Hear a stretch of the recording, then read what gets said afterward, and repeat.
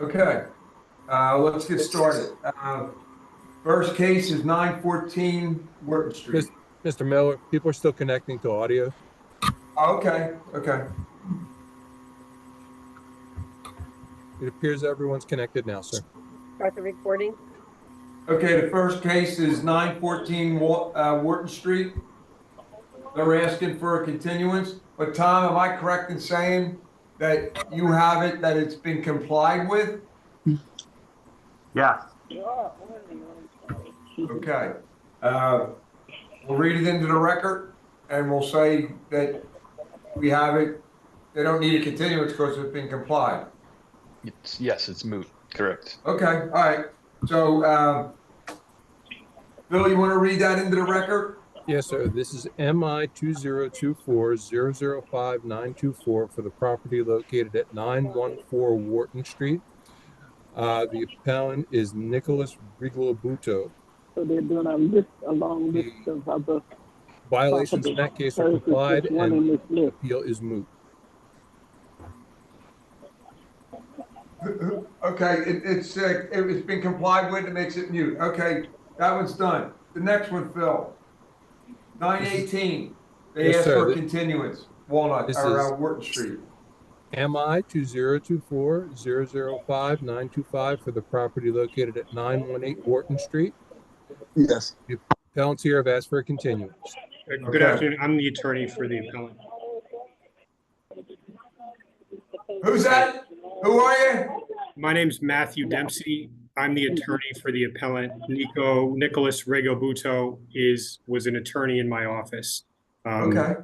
The property owner is Helen Chung. She just turned on her video. Oh. So again, you don't need a continuance. We're gonna go along with the case now, right? No, we did request a continuance. There were two related cases. The last one, which was Sam Perry, the 914 case, and then this matter, the 918 case,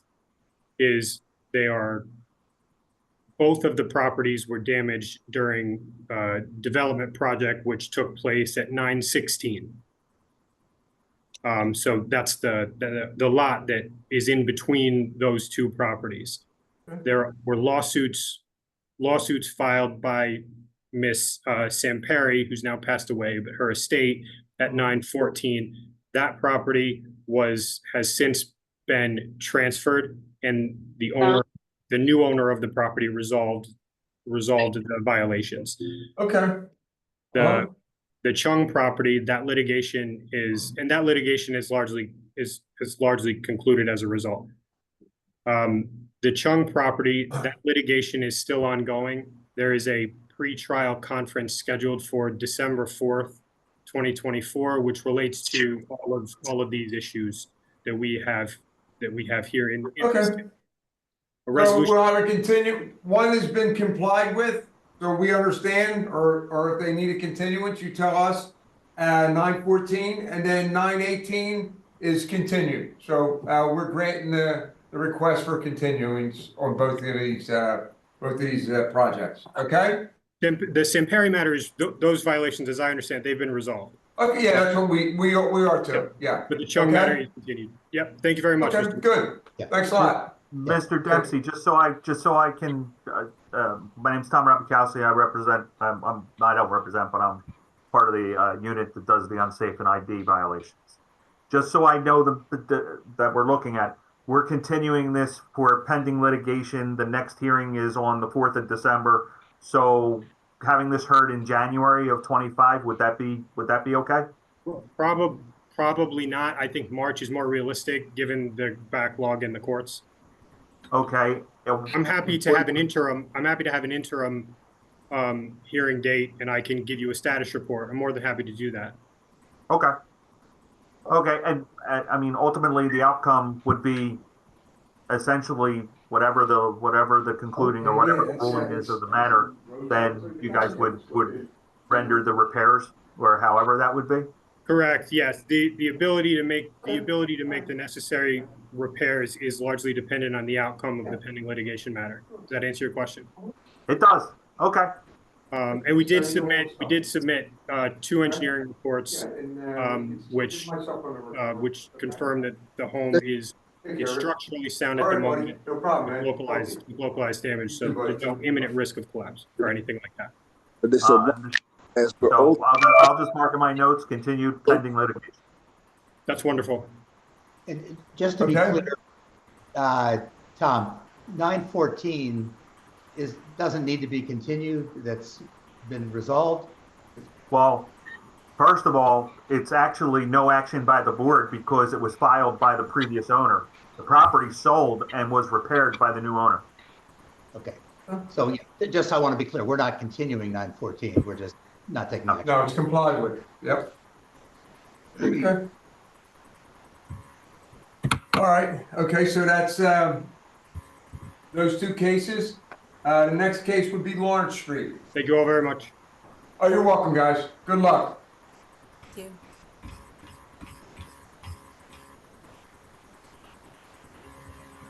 you. Okay, is anybody here from Lawrence Street? Is anyone here from Lawrence Street? Is Carmine here? Carmen? It's actually marked complied. It just has to be read into the record. Oh, What's that, Tom? It's marked complied. It needs to be read into the record.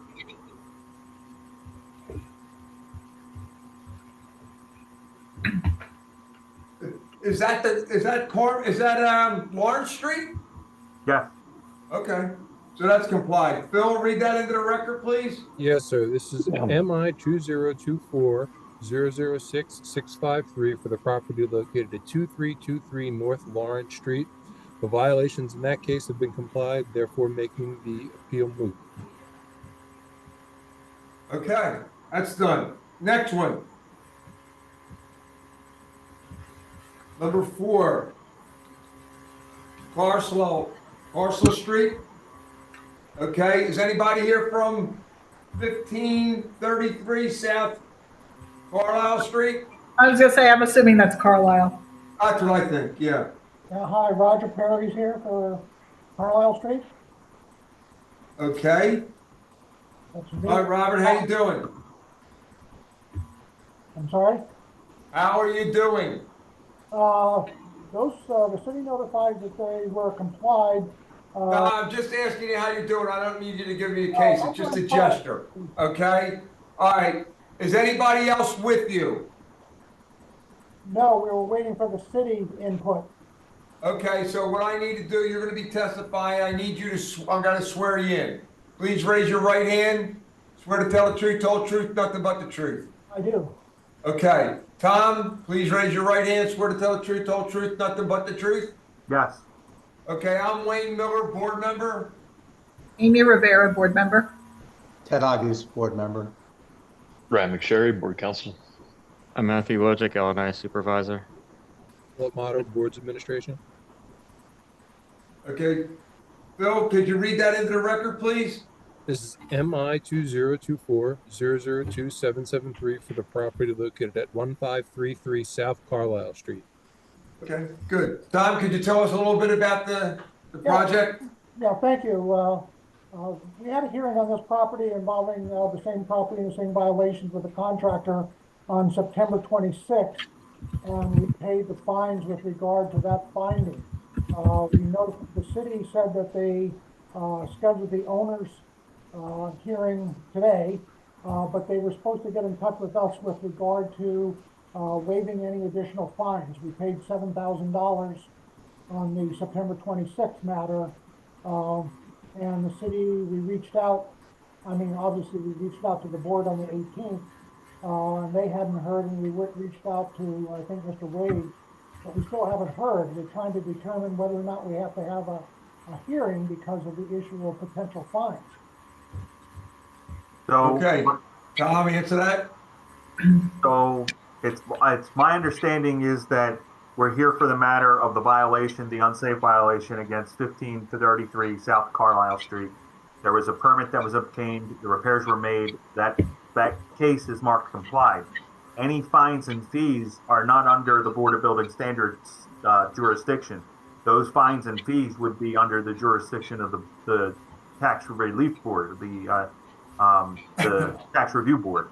But as far as the board is concerned, and the department's belief is this matter is no action by the board as a permit was obtained and the repairs were completed. Okay, Okay, that's fine, but, you know, I'm just telling you that the city has told us they were supposed to make a determination by today so that I could, you know, waive the hearing and so forth and so on. The problem is when we go to the court, the city argues alternatively that you have to have a full hearing before the board in order to raise any issue. And the issue here is that the matter overlapped with the violations from September 26th. And that would still be an issue before this board. I mean, I'll be glad to continue it, but I don't know why the city doesn't respond, you know, when we reach out to them. well, we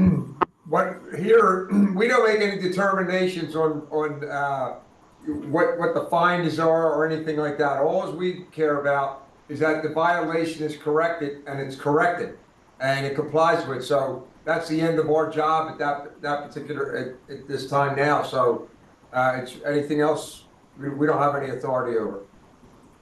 Okay, I just want to make a record just indicating that the city has told us that they would make a determination by this hearing date as to whether or not there would be fines, because our consideration was that the violations that were, a fine was paid on in September 26th are the exact same violations in terms of excavating the cellar and so forth and so on. I'm fine if the problem is, I'm not fine because, you know, the implication when we reached out to the city and paid the fine was that you'll know by November 21st whether or not there's going to be any additional fines. Because the city would know. That don't come from this board. Any additional fines don't come from this board. It comes from, I guess, revenue. That the violations, the violations are complied with.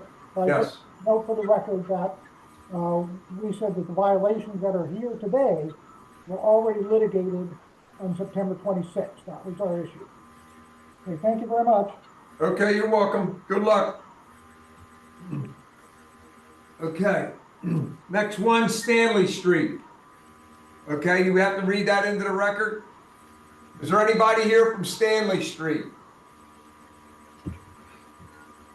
Anyone here from Stanley Street?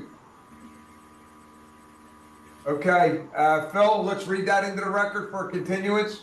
This is MI 2024-006-684 for the property located at 2563 North Stanley I'm sorry, Street. yes. Javon Jones is the appellant. Mr. Jones?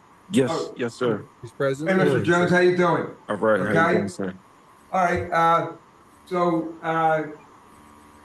did you ask for a continuance? Yes, sir. Okay, we'll go through that now. Let's do the case and see if we come up with the continuance, all right? Okay. All right, if you're going to be testifying in the case, please raise your right hand. Swear to tell the truth, nothing but the truth. Yes. Okay, Tom, swear to tell the truth, nothing but the truth. Yes. Okay. Are we going to grant the continuance on this case? Can we ask for the reasoning for the continuance? I didn't hear that, Aim. Can we ask for the reason for the continuance? Yes, what's the reason for the continuance? Financial situation, and I just had a recent death in the family. Okay, Tom, is this imminently dangerous or just unsafe? The property was declared as unsafe. The department is going to object to that as a continuance, as that's not a continuance in the eyes of the department. It's a hardship, and basically it looks like this is asking for additional time to make the repairs to the property, which would be what the privy of the board is here for. So we can go through with the case and then and grant the time the board sees fit. Okay, good. All right, I'm Wayne Miller, board member. Amy Rivera, board member. Ted Ivins, board member. Ryan McSherry, Board Counsel. I'm Matthew Wojcik, LNI supervisor. Philip Motto, Boards Administration. Okay, Phil, could you read that into the record, please? Yeah, this is MI 2024-006-684 for the property 2563 North Stanley Street.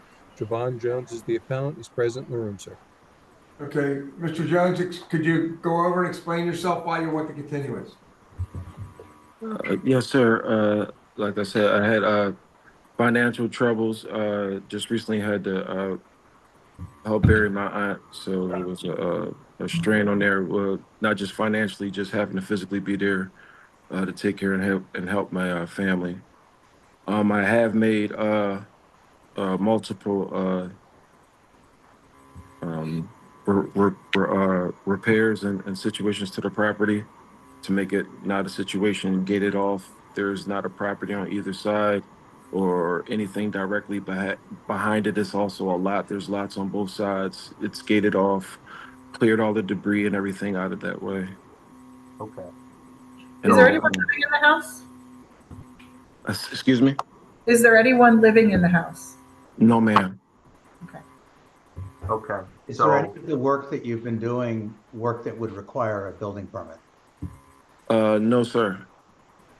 Purely been clearing the lot, getting rid of debris. Is that true?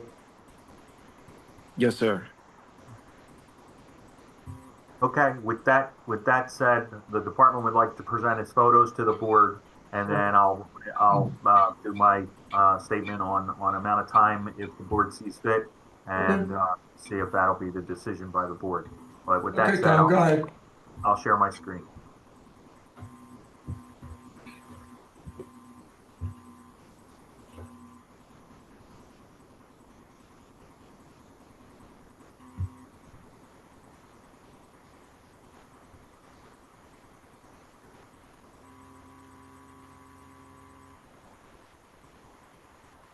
Everybody see my screen? We see the screen, but the pictures aren't up yet.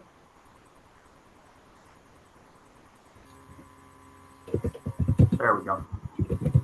How about now? Okay, we see the Okay. So in the interest of time, I just went right to the photos in the packet. This is the posting on the property at 2563 North Stanley Street, declaring the property as unsafe for the conditions of the rear bay and rear wall of the property. These are the photos that were taken in April of 2024, illustrating the back of the property at 2563 North Stanley Street. And then these are another set of photographs that were taken in the rear lot at the back of the property. And then these photographs more recently taken in October 17th of 2024, illustrating that there has been some sheathing or some sort of plywood that's been affixed to the back of the property. And it does appear that Mr. Jones, as he just testified to the board, that there has been some cleanup done of the property. I have to put on record, Mr. Jones, any structural work needs to be done under the guisement of a make safe permit. You must obtain that make safe permit. A contractor must apply for and be issued that permit for any structural work that needs to be done to this property. I am glad that when Ms. Rivera or Mr. Agros asked if the property was occupied, you said no, the property was vacant. So that's a comfort to the department. With that said, I'd be asking for a permit to be in review by the department within 45 days. Okay, Mr. Jones, did you hear what the inspector said? Is 45 days good? Can we caucus, Wayne? Sure, okay. We'll just caucus, hold on. No problem. We'll be right back. Stay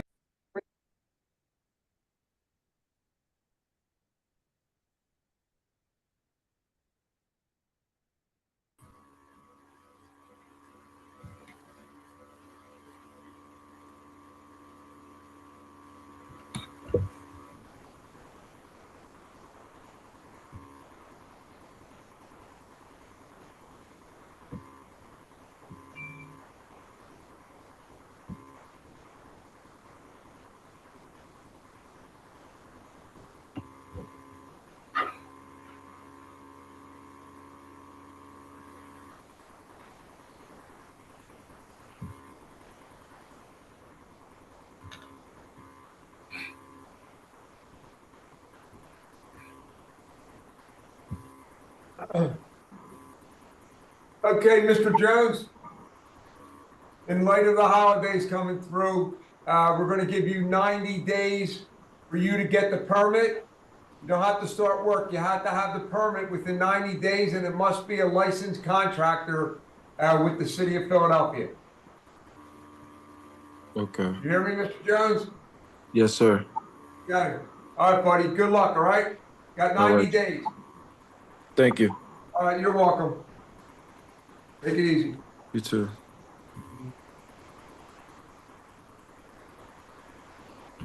All right. The next one. Okay.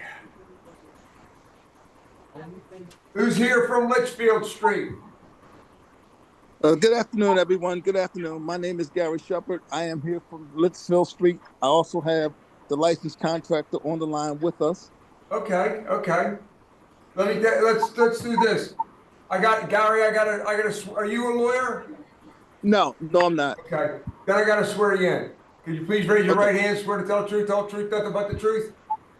I do. Okay. Now the contractor with you, can he come up on the screen? Because I need him to swear in too. He's not on the screen. He's on. I have him on another phone. Okay. Can he get? Well, can he hear me? Yes, he can. What's his name? My name is Roman Frederick. What is it? Roman. Brian, I heard you're Brian, right? His name is Roman. Roman. Yes, Roman Frederick. Roman Frederick. Yes. Okay. All right, Roman, please raise your right hand. Swear to tell the truth, nothing but the truth. I do. Okay. You got to turn your volume up. We can't hear you. Excuse me, this is Board Counsel Ryan McSherry, if I may interrupt. Mr. Shepard, will you be presenting the case today? Oh, yes, I will. Yes, and if I may ask, what is your relationship to this property and to the appeal? I'm a family friend, and I'm helping Ms. Pertel go through these legal processes. It's a lot easier if somebody like me does it for her. I'm just here to assist.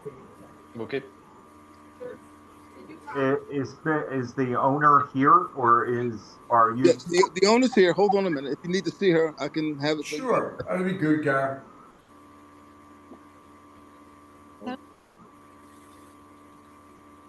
Can you see me?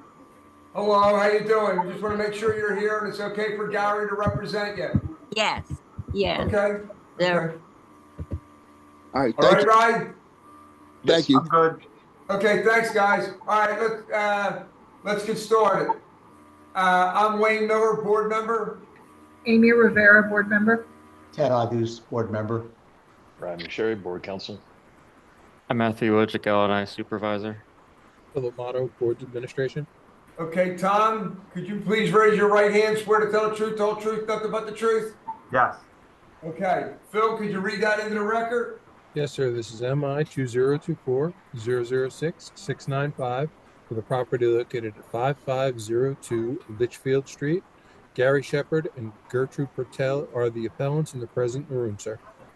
Okay. Phil, Tom, could you tell us a little bit about this project? So what we have is the property at 5502 Litchfield Street has been declared as unsafe by the department for conditions of the rear wall specifically. It's the shared party wall between 5502 and 5504 Litchfield.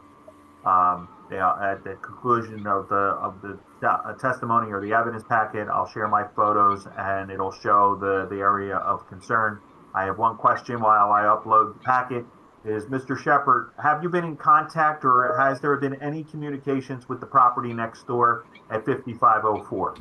Yes, that property, yeah, we have been in contact with that owner, and the contractor actually is in the process of purchasing that because in order to get Mrs. Pertel at 5502 done, you got to do work on 5504. So he's doing both at the same time. That was my question. So I'm going to share my screen. Hold on, John. Hold on. What did you say? I'm sorry. No. That was my question. So I'm going to share my screen with the board so that they can see what's going on.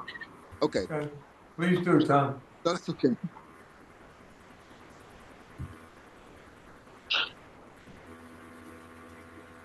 Everybody see my screen? Yes, we can.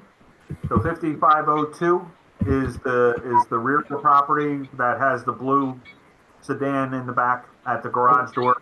You can see Okay. that the area of concern is the shared rear wall between 5502 and 5504. This is a better view of it. It's a close-up of the foundation wall between the two garages and the condition of the first floor rear wall or brickwork above that. This is another vantage point of the area, and then you have the stone rubble that's actually deteriorating in that section of the building. And maybe this was pointed out, does 5504 also have a violation? They do. Okay. And then that's further down. You can see that it's going all the way from the previous photos of the garage all the way up to the roof line. And then that's the stickering of the front of the property of 5502. Okay. That said, we'd be looking for a permit within the next 60 days. Okay. Hey, Gar? Yes. You want to say your part here? Yes. Starting on Monday, the contractor, he will be down at City Hall, license and inspections to get the permits for both houses. He's going to work on both of them simultaneously. Okay. And matter of fact, he's already brought scaffolds. He's ready to go. He's just waiting to get the permits. Okay, and he is a licensed contractor with the city? Yes. Yes. Okay. You have the recommendation from L&I was 60 days to get a permit, but to start work. But if you guys are going right away, go ahead, have at it. Yes, we will, because we appreciate the extra time that we did get. So we're going to do our part on this. Yes. Okay. Good. Great. Thanks, Gar. Good luck then. Okay. Thank you so much. Hopefully I don't have to guys. come soon. Good. Have a good holiday. Okay. You too. Everybody else have a good holiday also. Thank you so much, Mr. Shepherd. Okay. Bye-bye. Okay. Next one, Orleans Street. Who's here from Orleans Street? I don't think you're going to have anybody showing up. The next two are complied. Orleans Street's, oh, I'm sorry. I didn't see that. Yes. Okay, good. You want to read that into the record, Phil?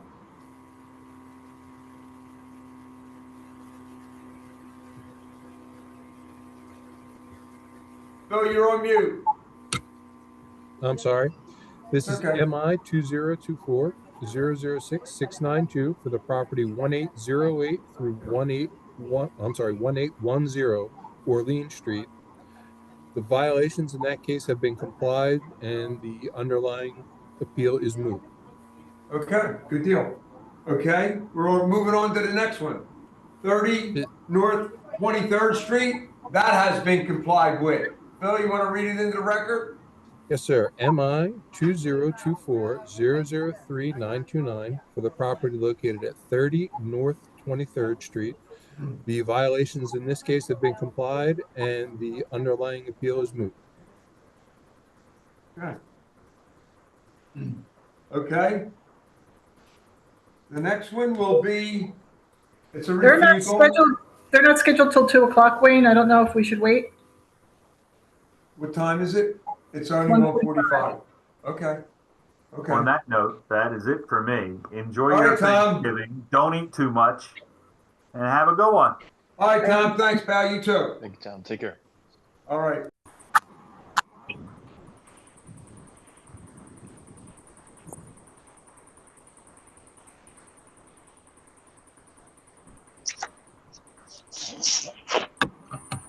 Here's the problem.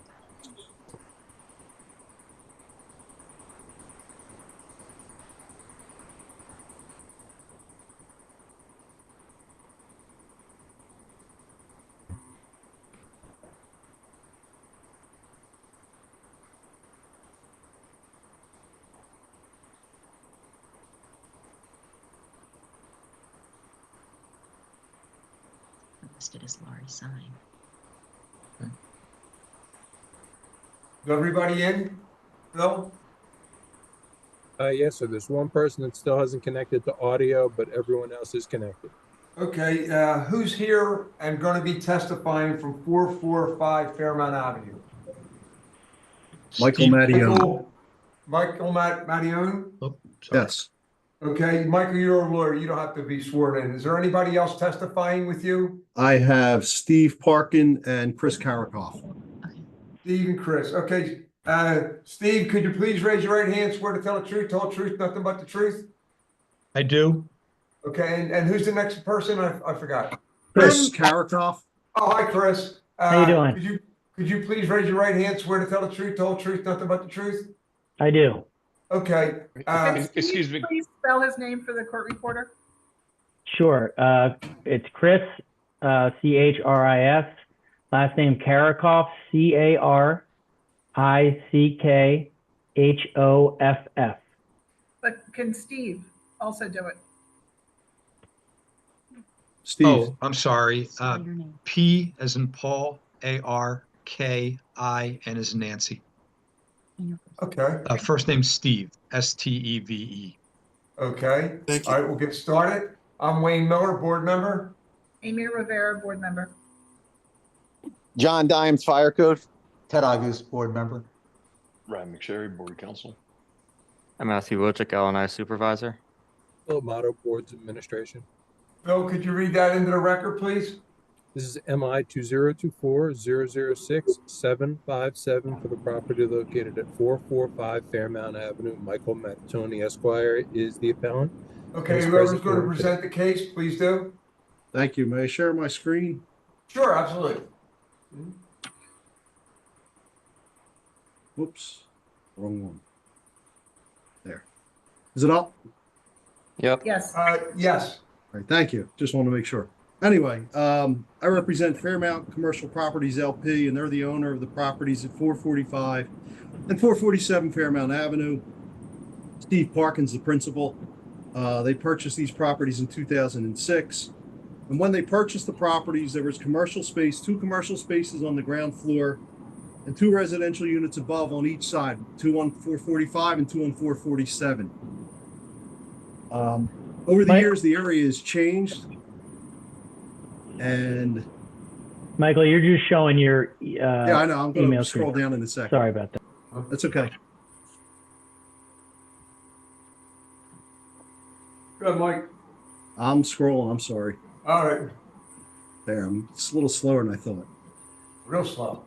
Well, we're not seeing any scrolling, Michael. I think No, you're we're actually on scrolling. the. We're scrolling. You're on the. You're showing your calendar invite, not No, the. okay, I'm on the wrong one then. I'm sorry. That's all right. Let me start over again. There it is.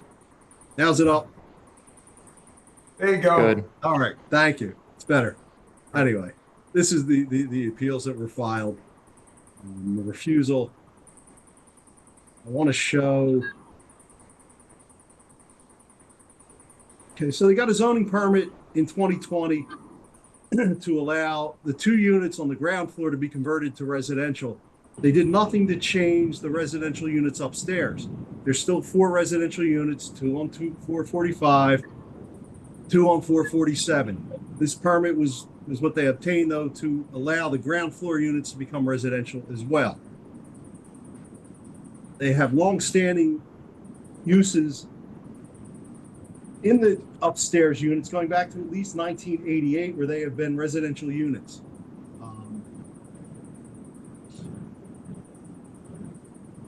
This was the floor plan of the new units. This is just on the ground floor where the 2 new units are they got the zoning plans for, and the building permit is what's subject to this appeal.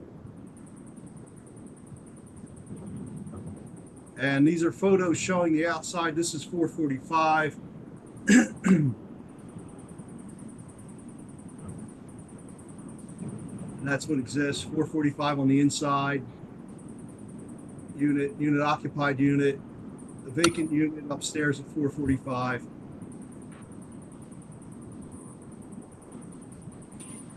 And then at 447. I don't believe we're hearing these cases together, are we?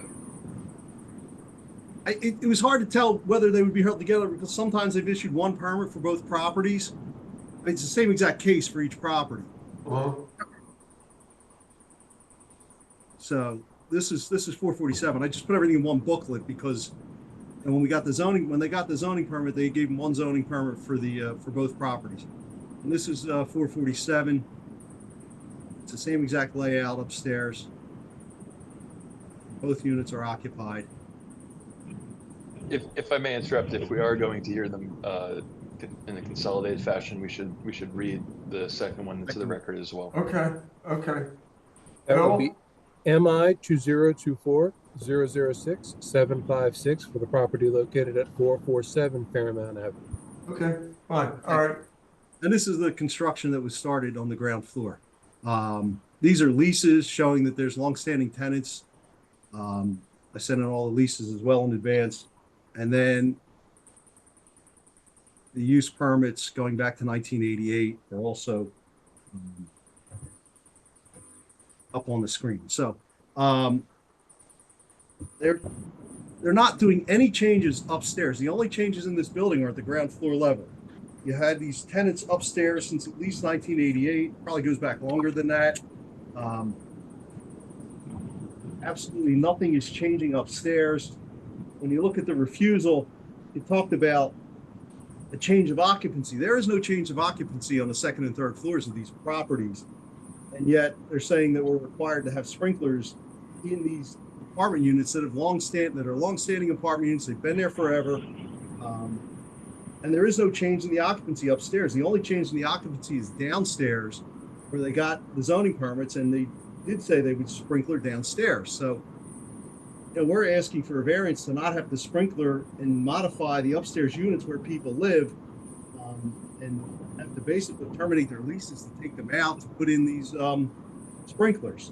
So beyond that, I had Chris Karakoff, who also wanted to make a comment about the uses and the change and the non-change of use as well. If I could have him speak. Go ahead. Chris? Sure, thank you. Yeah, so to reiterate, the only change of occupancy is for the ground floor units going from a commercial to a residential. We're proposing to do a 1 hour separation on the ceiling of those units between the units above, and a NFPA 13R sprinkler system is proposed at those ground floor units as well, where we do have the change of occupancy.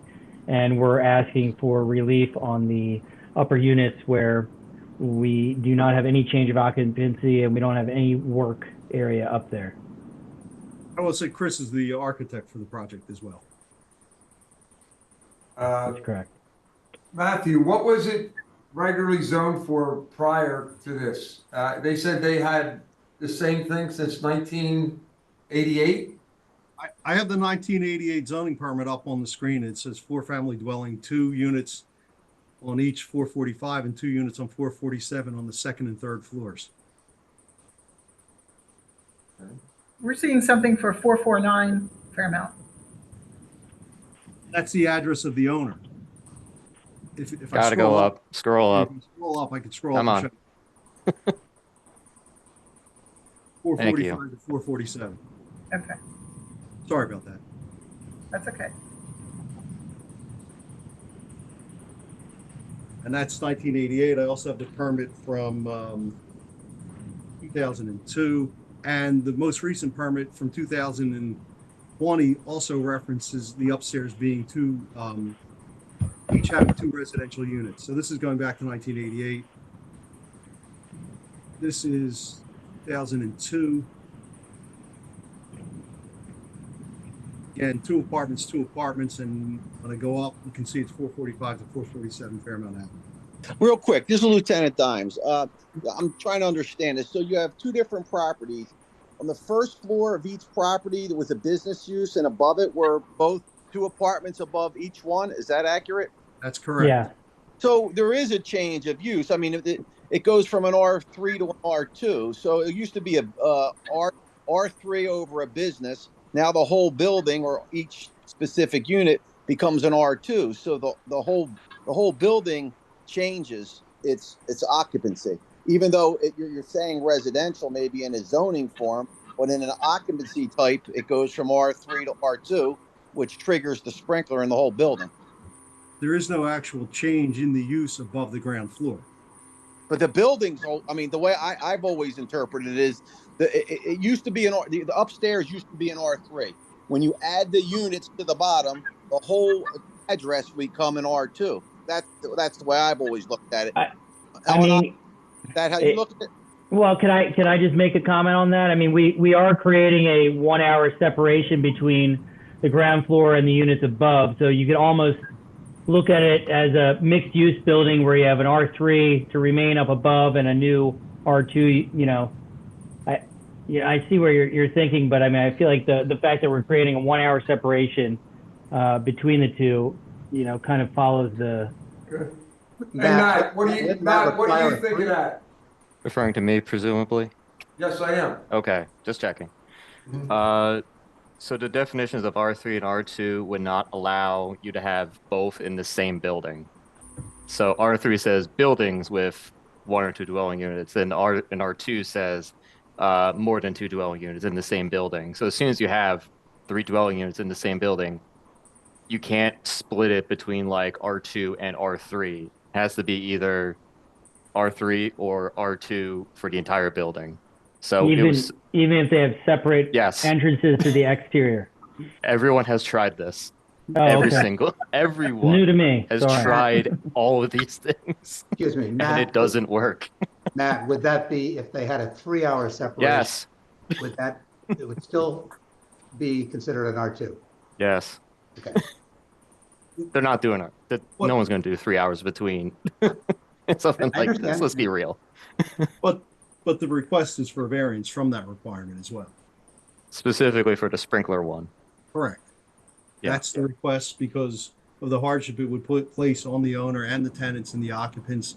And in recognition that this has been there forever and it's not changing, the actual use. I understand what you're saying about the code definition. That's different than the actual use. The actual use is not changing. It has not changed. It is not going to change. But the use of Not the going ground to? floor is changing. Sorry. Was the original first floor a residential area? No. No, the first floor has been commercial. We're talking about the second and third floor. Right, but we're talking We about the agree that whole. Michael, we're talking about the whole building. I understand. The whole building is now residential.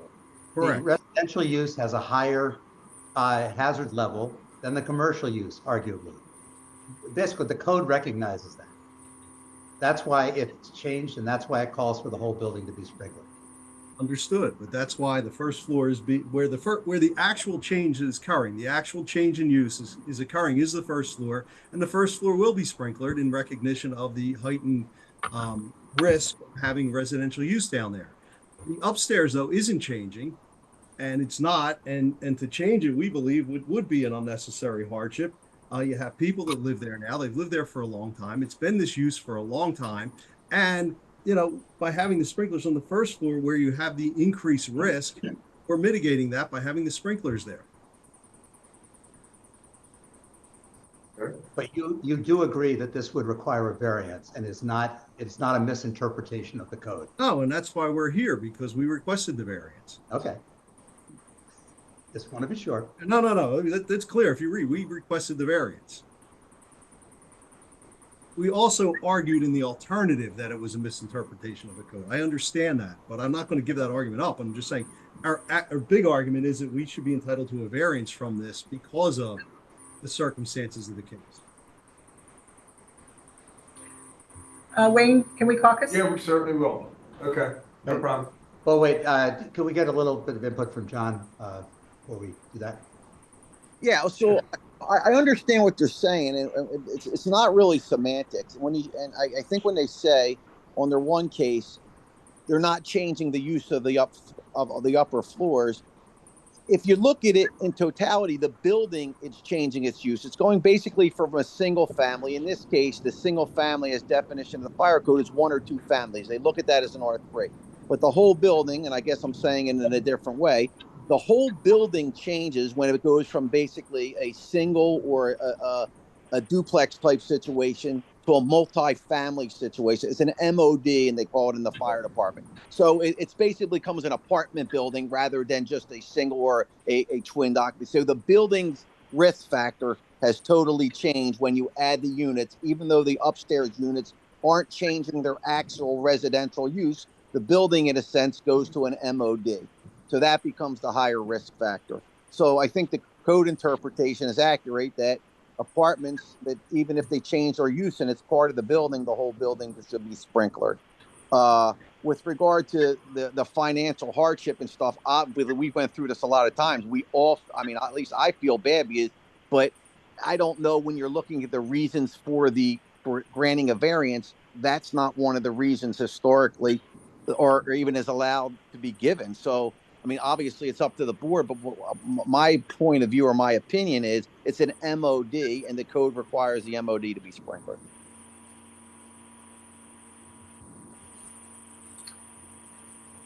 All right, I'm going to go to the breakout room. Okay, fine.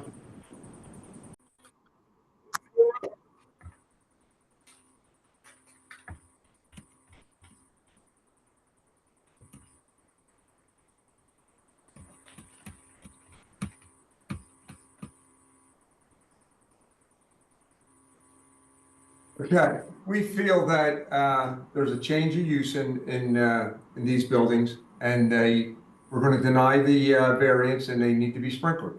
The thing is that you're going to bring the feed in anyway, and you know, it won't be as disruptive as you would think, because them sprinkler contractors can do things without even putting people out of their apartment, and they can do it very neatly. So with that, we're denying this variance.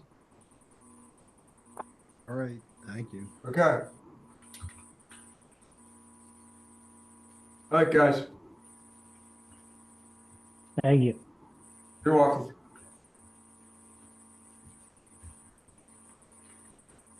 Okay. Next one.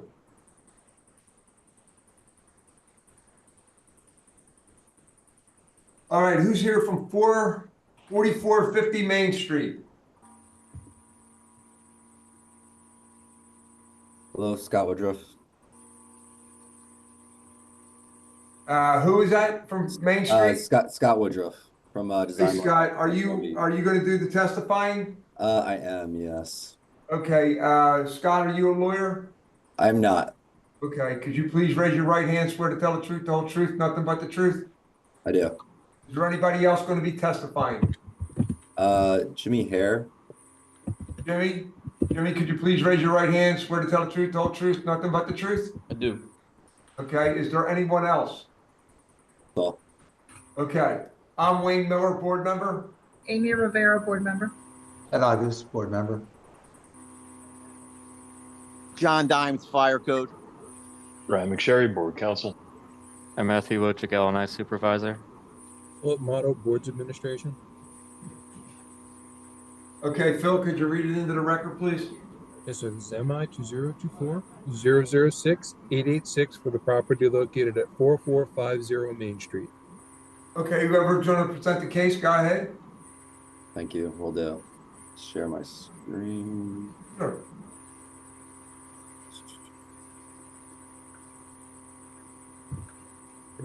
See that? Okay, we see it. So just go over here to the drawings first to give an overview on the project. This project is at 4450 Main Street. It is a renovation to a historical building, 2 stories of brick exterior wall construction, wood frame interior. There's a commercial component on the bottom that's kind of long-standing. The second floor existing was a single business occupancy that was been vacant for some time. The proposed renovations to the project are to consolidate the multiple commercial tenants that were existing on the ground floor to create 1 commercial tenant, and then have 3 residential dwelling units on the second floor. This is on Main Street of Manayunk, which is a historical, obviously designated area. The project is also going to be going for historical tax credits as well, kind of post renovation, to maintain the historical nature of the building. So just wanted to go through that. One of the refusals here is dealing with the floodway. Obviously, we're all aware of kind of the location of the Schuylkill River. And obviously Main Street does flood. So this is kind of the ferment of where we are. This is the dot on where we are. This is the AE flood zone that you're seeing. This is X. Obviously X is a little bit less restrictive. We are just on, like, one of the corners of the building just touches the AE flood zone. So we're right kind of on the cusp of what that is. So there's obviously an area that's prone to flooding.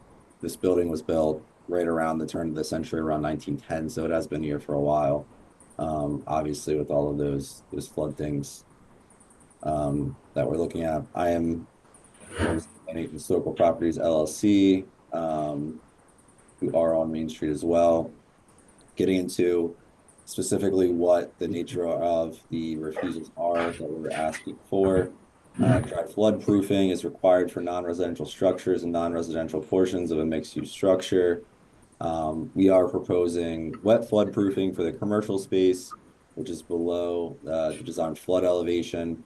And we have some flood vents, which we were kind of directed to do when we had the flood scoping meeting with L&I. I'll just go through these one by one, just so we're kind of clear on what. Who did you meet with L&I?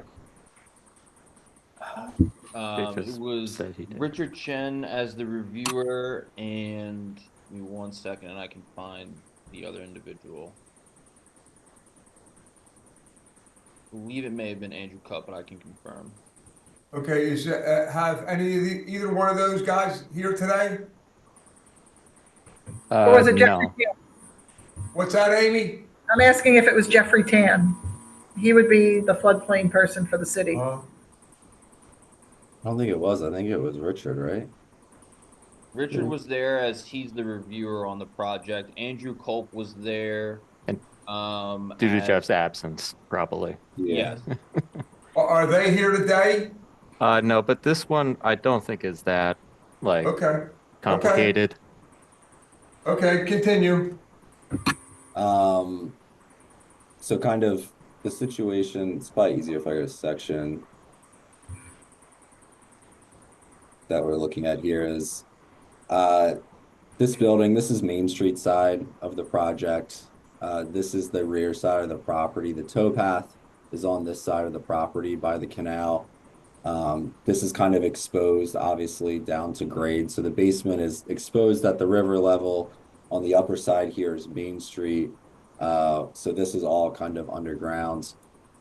This is obviously where the floor level is. We did raise the floor level about, was it 6 inches? You can kind of see here, to the best of our ability, to create accessible entry for the project, as well as just to get it up as much as possible.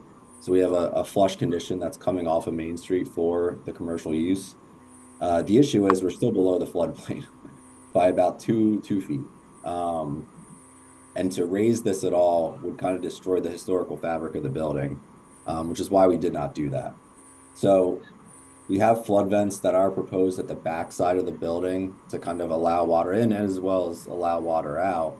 To provide kind of a dry flood-proof measure for this level would be extremely hard, as like this basement is wet flood-proofed. So anything that we would do, we basically would be building like a bathtub situation over the water, which we didn't think was probably the best option. So in our proposal, back to the elevation, you can see we added in some flood vents into the front of the building to allow water to escape to the best of our ability, obviously at this low side. So the idea is that, you know, the water can come from the basement. There's going to be an outlet on this floor so that water can escape if it does get to this level. Even in the last flood, which was Ida, it did not hit this level. But in the event that it does, you know, it'll allow it to escape. Therefore, obviously, you know, that this causes always collapse of the structure and creating differential pressures. So this allows that balance to still happen at that point. Is it one continuous basement under all these buildings, or are they separate basements? They are separate. So back to the basement plan. You can kind of see here. So this is the property extents. It's one full basement. Okay. This is like an old electrical vault. This is just the stair that's get down. They get down there, but the whole thing's open. And going back to your elevation, your front elevation, are you putting a flood vent on the side as well? You have one open side. So that side is actually not open either. So like it's lot line to lot line. The bridge is right here. So like this building is you have an exterior wall there, correct? Yeah, let me go. I have the site set right here. I mean, that's what I'm seeing on Google, that it looks like an exterior wall. This is an exterior wall. The first level, like this is walkable from Main Street. So this is still covered by dirt at that point. Just to further add input to that, the grade level of that area around the bridge is higher than the recommended level of the vent above the finished floor on the interior as well. Okay. You can kind of see the elevation points here at 30. This is like 39. So this side is at the elevation here, roughly of what the street is. So it's really just this back side that basement is really exposed to.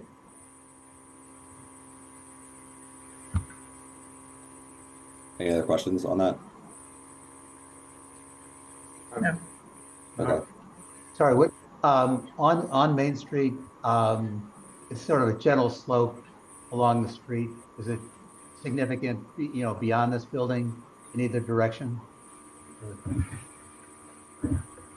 I wouldn't say significant. Obviously, it goes up from this point. As we go down Main Street, I think it might eventually, it starts to go up. At the middle of Main Street's really the highest point. So there's like a gentle slope as you get through the middle of Main Street. Middle of Main Street's the peak, and then it drops off pretty significant going towards Center City. Where the kind of Schurz Lane is, that's kind of the low point in there. Right. Yeah, thanks. Anyone else have any questions? Just Matthew, do you know what was decided on in that meeting? Yeah. Let me pull up the, I did get the project meeting form. Okay. So I believe that it was determined that it is substantial improvement. I do not believe the appellants are challenging that. And then it says, let's see here. With the substantial improvement, the existing building shall be flood proof to the DFE. It's about 5-6 feet above the existing first floor level. See the final survey and design plans for details. The basement is used for general storage only. It can be wet. It can be wet flood proof with flood vents on at least 2 sides. The issue here being that there's only flood vents on one side of the basement. You just said that the flood elevation was 5 to 6 feet above the finished floor, meaning the first floor? That's what this is saying. It's going to blow out the windows if it fills up. It also does say, see the final survey and design plans for details. Okay. So at the time of that meeting, they were just using the plans that they were being shown. Mm-hmm. If that exact elevation got adjusted later due to double checking or whatever, then I don't know what to tell you. Part of we do have the civil engineer providing the actual flood certification of what the level is current against that base flood elevation. Again, it is significant. It's not like an inch or two, it's feet, that this first floor is below technically what the flood elevation, which is it's risen, obviously. That those things change over time. Our real argument here is, just that we have a historical structure. There's a historical significance on the street, will be designated. Again, we're trying to do as much as we possibly can to help the matters. Again, open to any additional conversations on how to do that. But that's really the argument that we're looking for relief on, since we do have a historical structure that's been longstanding here. Okay, just to chime in here, I just figured out that the meeting notes keep scrolling down past where I left off. It does mention the restaurant on the first floor shall be dry flood proofed. Flood emergency operations plan is required if manual dry flood proofing is proposed. It is not recommended to install floodgates with more than 4 feet in the height to the existing building to sustain the hydrostatic load without additional engineer analysis of existing structure and installation. Therefore, the applicant may consider to seek variance from BBS unique to historic structures. Board of Building Standards may consider variance for the waiver or modification of applicable flood protection provisions relevant to an alteration or repair. The access entrance to the first floor for the residential units shall be wet flood proofed and waterproofed from the spaces which is dry proofed. Manayunk Main Street Historic District Flood Guide is brought up to the applicant by Elaine. Then there's links to the Manayunk Flood Guide from the city's website, which I'm presuming the design professionals have looked at. Yeah, and that's basically what they said, how to integrate these flood vents kind of into the front of the building that'll come up from the basement and up out at that point. Thank you, Matt. So just to clarify, the variances being requested are wet flood proofing for the entire commercial space at the first floor, and then only having the vents on one side instead of two sides.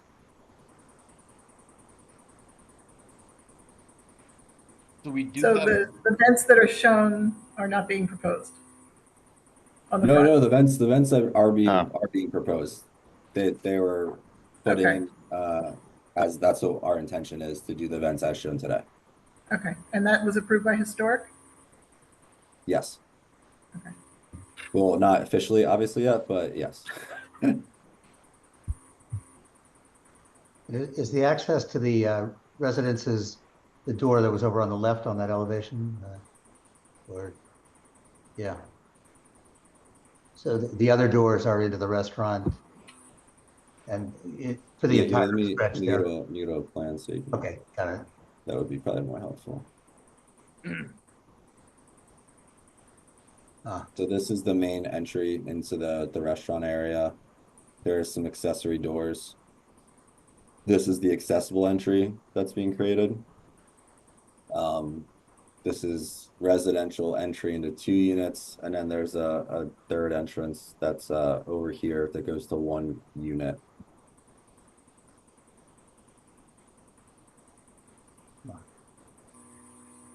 Look at the second floor so you can kind of see how that works. So that's the one stair that comes up. This is going to 2 units. This one's going to 1. It's done more from an efficiency standpoint.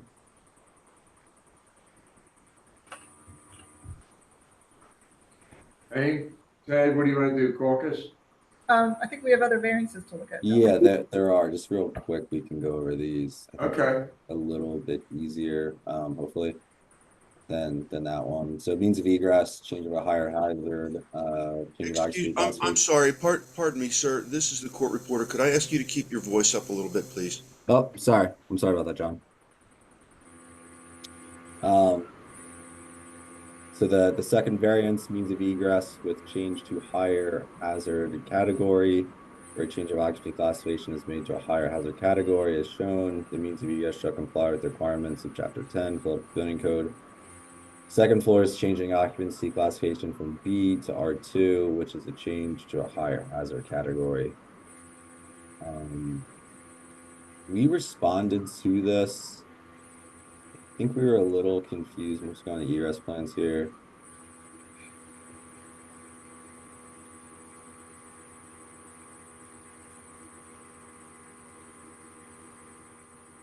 So this is, the second floor is technically changing from B to an R2. In this case, we have a 2-hour assembly for those. That's separating between the commercial and the residential, and this is a 1-hour, really 2, where these are exiting out from. So I was confused exactly what it was asking us to do or what it was saying we were in non-compliance for. We felt like it was within code compliance. And did I read that you are considering sprinklering the whole building? Yes, and that based on the third one, we'll be sprinkling the whole building with an NFPA 13.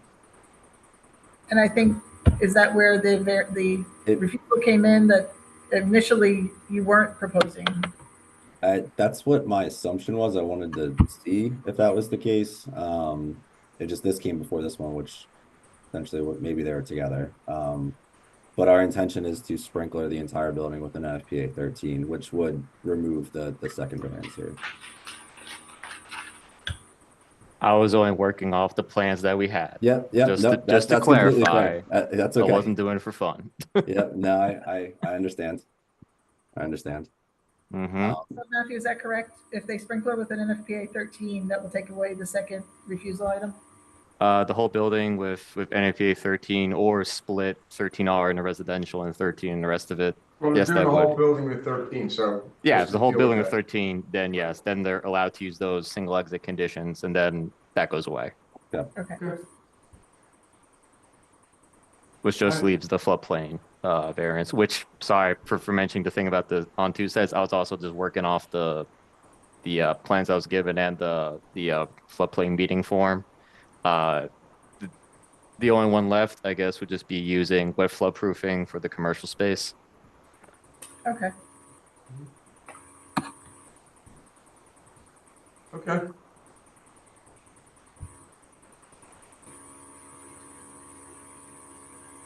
Wayne, I don't know if you want to caucus.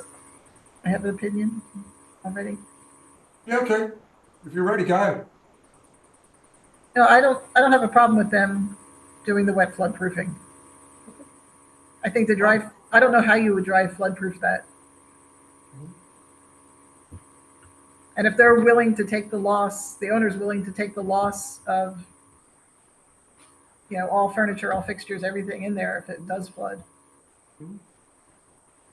All right. Teddy, you good with that? Yes. All right, so am I. All right, good luck, guys. All right. Thank you so much. Appreciate your time. Thanks, Matt. Okey-dokey. Oh. 78 City Avenue. Is that who's here from City Avenue? 7800 City Avenue, that would be me. Christopher Stigler, Blackney Hayes Architects. Okay, you're going to do the testifying. Is anybody else with you? I will do the testifying. I have people with me today. I've got Mike Berlanda with LF Driscoll, the contract construction manager. Don Dissinger with the Cobbs Creek Foundation is the director of development. And I believe I saw Enrique Hervado as well, also with the Cobbs Creek Foundation. Yes. Mr. Miller, I may in fact testify depending on the conversation. Okay, whoever's testing. All right, first of all, let's start off with Mike. Are you going to be testifying? Only if needed. Okay, well, let's swear you in. Please raise your right hand, swear to tell the truth, whole truth, nothing but the truth. I do. Okay, Don, you're going to be testifying? Yes. Okay, I swear to tell the truth, whole truth, nothing but the truth? Yes, sir. Okay, Enrique, you're going to be testifying? Only if needed. Okay, please raise your right hand, swear to tell the truth, whole truth, nothing but the truth. I do. Okay, is there anyone else? Tyler Cooney from Blackney Hayes is also on. Okay, could you please raise your right hand, swear to tell the truth, the whole truth, nothing but the truth? I do. Okay, all right. Anybody else? Just myself. Okay, all right. Please raise your right hand, swear to tell the truth, the whole truth, nothing but the truth. I do. Okay. All right. I'm Wayne Miller, board member. Amy Rivera, board member. Ed Agus, board member. John Dimes, fire code. I'm Cherry Wilkinson. I'm Matthew Wojcik, LNI supervisor. Philip Motto, Boards Administration. Okay, Phil, could you read that into the record, please? Yes, sir. This is MI 2024-006-921 for the property located at 7800 City Avenue. Chris Stiegler is the appellant, is present in the room, sir. Okay, whoever's going to present the case, go ahead. Thank you very much, everybody. So this is the Cobbs Creek Golf Club that we are here to discuss. This is part of a large revitalization of the entire course. And we are here specifically for a discussion about the two-story driving range building that we have. Go ahead here. The relief request is that on the second floor of the building, let me just jump ahead 2 slides here real quick. We have a two-story driving range building. You can see here the 2 stories of hitting bays on the building. And the relief request that we are requesting is from the second floor need to have a protective fall guardrail on the front of the hitting bays. And obviously the relief request is for that 42-inch guardrail. We do have, in lieu of that guardrail, a fall protection netting that extends 6 feet out from the building platform. And that will be a safety factor for everybody else who's using the facility. It's a proven safety that's been used in other driving range facilities and other locations within the city of Philadelphia as well. One being Topgolf, right? Yes, exactly. Okay, yeah, we gave them a variance. I remember us giving. That's my understanding as well. Continue. Go ahead. So this is the overall project here, and all the highlighted portions are the new construction buildings that are happening. The driving range is right at this location here. You can see here a 2-story driving range, as I mentioned, length extending out at either side of the central building. And the second story is all above grade platform by about 12 feet above the grade. And clearly we cannot have a guardrail facility in front of hitting bays and still be able to use the driving range. So we do have a little bit of a precedent here to share with you, which is the Topgolf facility, which you mentioned. And these are the hitting bays that they have there. Notably, their hitting bays are only 5 feet in depth from the edge, and we're proposing a 6-foot safety net.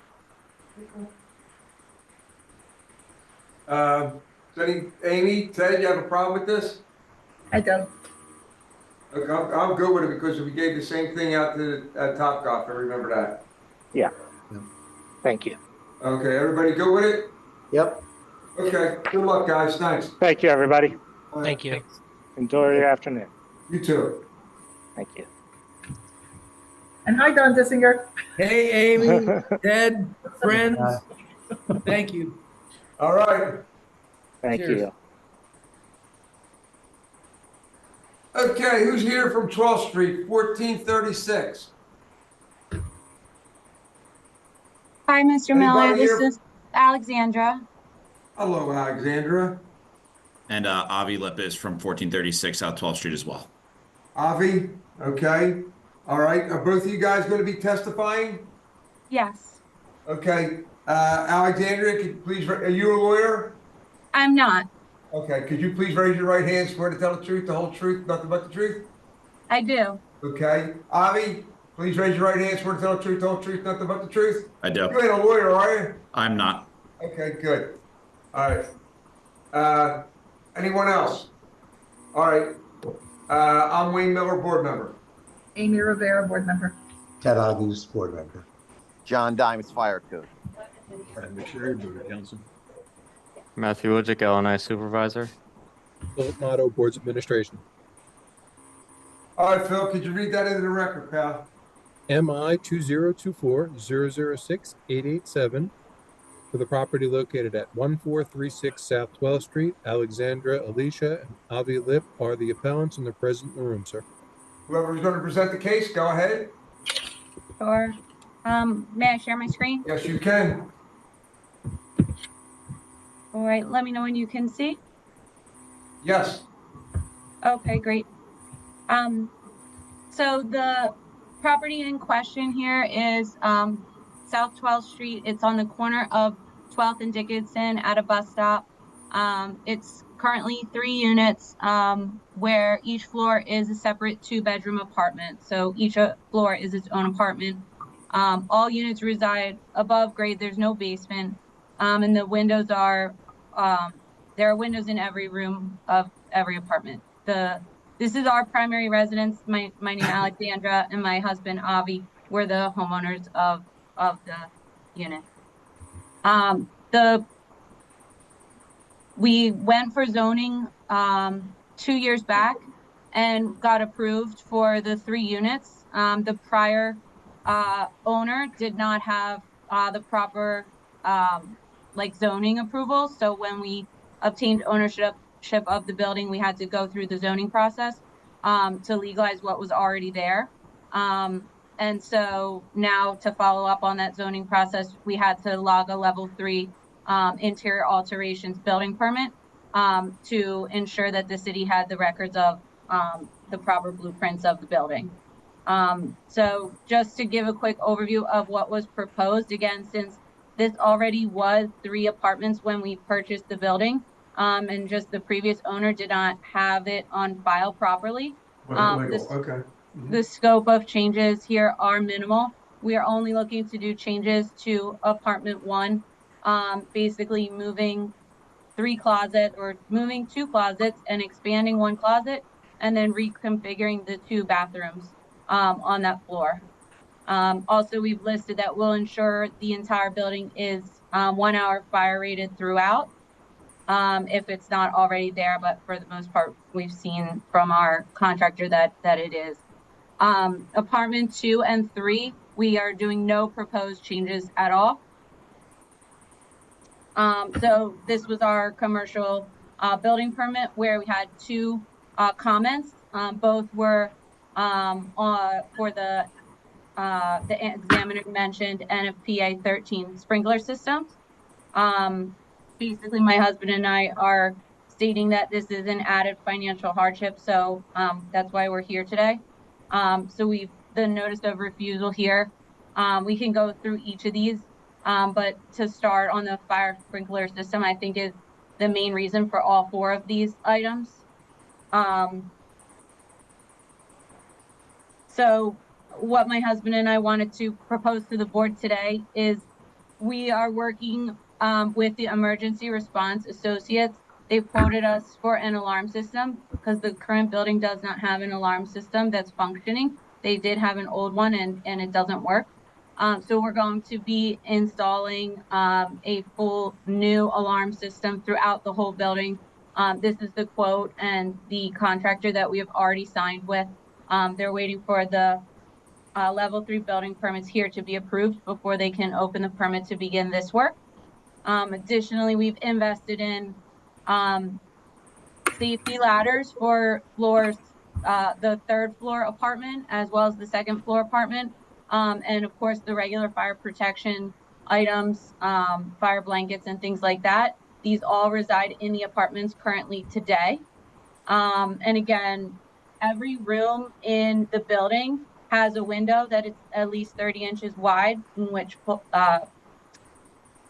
people could escape out of in an emergency. The only room that does not have a window is the back bathroom in apartment 1, but this is on the ground floor, and they could go through the bedroom and go out the window there. Lastly, I just put in here that our home is less than 0.1 miles from the fire department, so we reside 1 block away from the Philadelphia Fire Department Engine 10 location. So we hear the fire trucks go by every day. And recently we invested in upgrading the electric throughout the building. So this kind of outlines what Gen 3 Electric had completed, basically upgrading like all the wiring from the city line to all the panels in the basement, as well as like the wiring that runs to the boxes at each apartment. So we are keeping up with the house, and we have been regularly investing in getting it safer across the board since we've retained ownership in 2022. So just to recap on the scope, again, minor renovations to apartment 1, no renovations to apartment 2, 3, or the garage or the existing unfinished basement. All units will be 1 hour fire rated assembly, and we are working with Emergency Response Associates on that fire alarm system. So we are hoping to, present this to you today and hear your thoughts on us getting some exemption from the sprinkler system. I'm happy to take any questions. Do you have any photos of the 1st floor apartment? Like the inside? Mm-hmm. Not currently, in this presentation. Is this first floor apartment where you will be living? Or where you are living? We are living in the second floor apartment at this time, but there are no tenants right now, as my husband and I did not feel comfortable renting to tenants, given that this wasn't like legally zoned and still the zoning hasn't been approved. So we just don't feel comfortable renting until we have the proper paperwork in place. Okay. So you still need to get zoning regardless of the outcome of the, in terms of the building permit application. So zoning was approved. Oh, it was. But in order for it to be approved fully, we need our certificate of occupancy, which inspired the level 3 permit, which inspired everything else. Yeah. How long ago was the 3 apartments, installed? Any idea? I can't speak to any happenings before we purchased the property in 2022.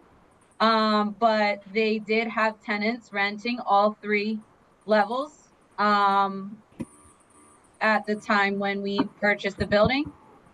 So it did seem like it has been in that state for many years. We have neighbors come by all the time, tell us what other uses of the building were in the past. So we do know it was commercial on the bottom at some point. I think it went from a candy shop to a doctor's office over the years, but it has definitely been in a residential apartment as long as I've known or understand.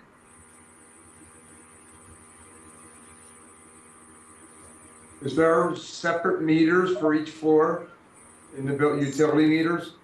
Separate electric meters, yes.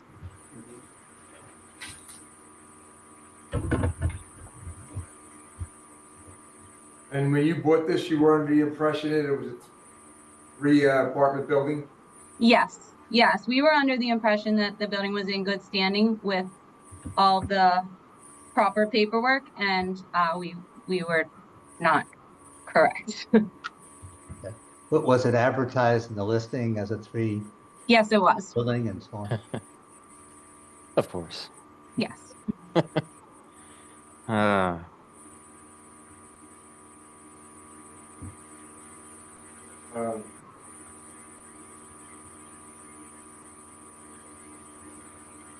you have any pictures showing the 3 different utilities? The 3 different electric meters? Yes.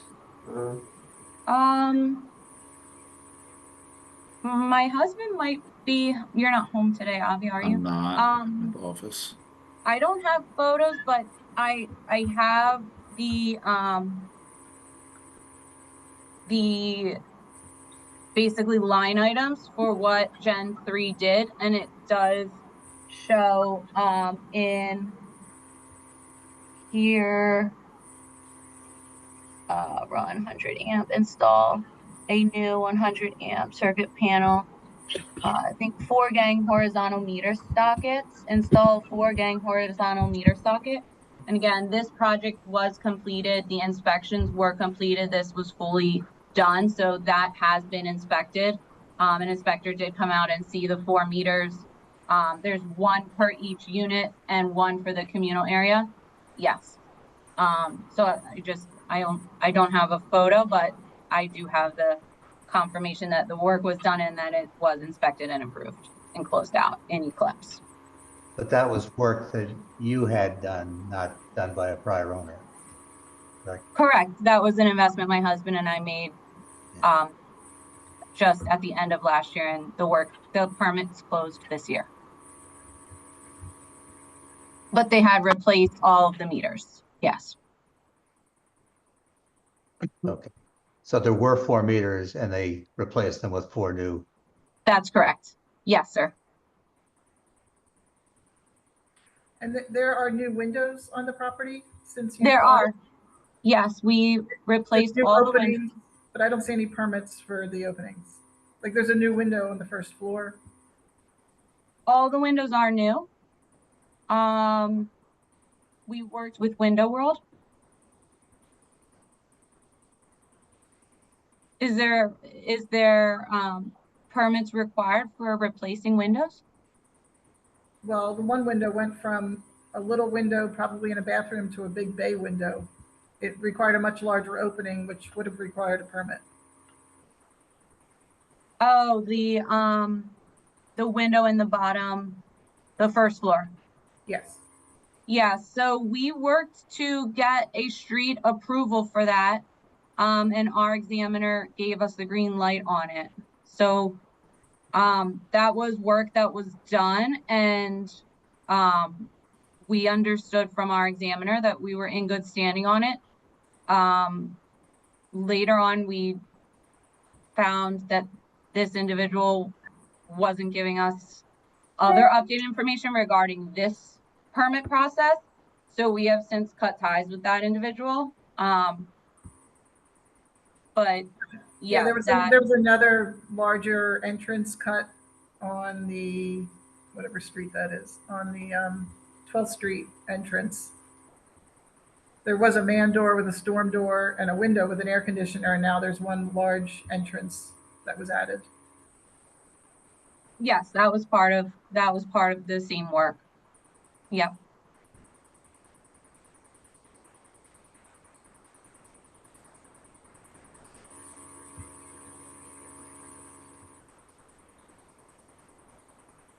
Dane said, you want to caucus?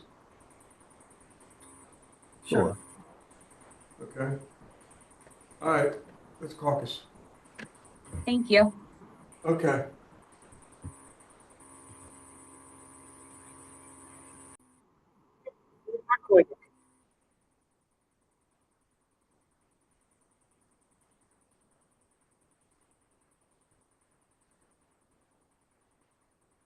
Where's Wayne?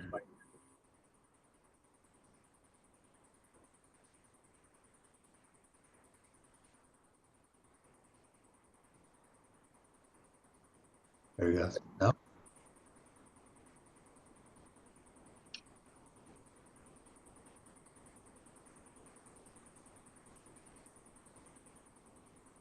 Okay. After going over this, what we looked at is that we try to stay consistent on this board. If we give a variance for one thing and it comes up again, we try to stay with it. The reason that we're giving you the variance is because we feel that you bought this building under they told you it was a 3-apartment building. And you have the meters in there, you had the 4 meters, one for the house and the other 3. That usually, that's why we give the variance, because we figured that the people didn't know they were buying something, that they thought it was one thing and it was another. So we will give you the variance for that. We would have to put the sprinkler system in, but we want you to do the upgrades on the between the floors. Ted, what was it, the ratings on there? 2-hour ratings between the floors? Yeah, 2-hour rating, which you were suggesting you would do between the first and second and between the second and third. So Okay. to just enhance, without the sprinkler system there, enhancing the life safety between the units. Understood. Absolutely. What is Lieutenant Dimes? One quick question. Your alarm system that you're going to be putting in there, does that have pull stations, and does it have notification appliances? Is it a full-blown alarm system? Let me bring that up for you. Okay.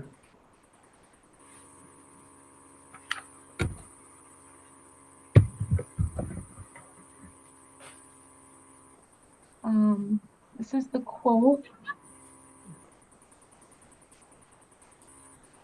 Fire alarm control panel with cell service in basement, keypad in lobby, 7 amp hour batteries, pull stations at exits, 2-wire smoke detector in common areas, and they will be updating all of the smoke detectors throughout the apartments as well. Heat detector in laundry, strobe in stairwell and basement. Yep, that's what I was looking for. Yep, it's exactly what's it should be in there. Okay, thank you. That's all I needed to know. Appreciate it. Thank you, because we like the we like to hear the folks that are in charge tell us that it's on the right path. We really appreciate that. Hey, great And one- presentation, by the way. Good graphics and everything, too. Just wanted to say that. Thank you. Okay, and one other thing, when you, things you need to get permits for, when you're doing things, if you're, you know, if you're doing major work, like you know, expanding them, that front door to be a bigger door, stuff like that, you have to get permits for them, you know? And I know maybe the people that you hire are just doing it, but they need to be having permits for that. And if you're doing anything else, make sure you get the permits. Yeah. Okay, because that's a factor that you have to do, okay? Thank you, All Mr. right. Miller.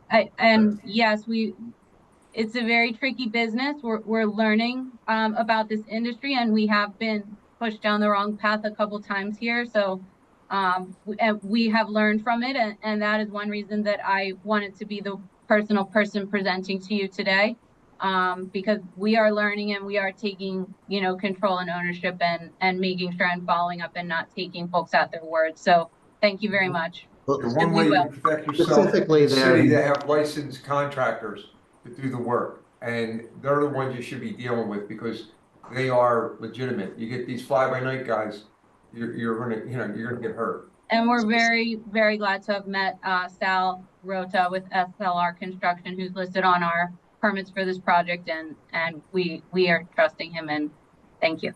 Well, specifically, an example there was the large, you know, the bay window you installed on the first floor. There was a small window there previously. It's critical that the lintel that spans over that opening, you know, be sized appropriately, and it's supporting 2 floors of construction above it. And that's why, you know, permits, the whole process is really critical. So Personally, we paid for the permits. So as far as we understood, everything was in order. So yeah, I've learned to follow up and to take more control. So thank you guys for hearing us out today. Because in the end, the contractor is not responsible for the permits, really, you are. It's the homeowner. Yeah. Unfortunately. But. Understood. Yeah. Okay, good luck. Thank you very much. Thank you all. Bye-bye.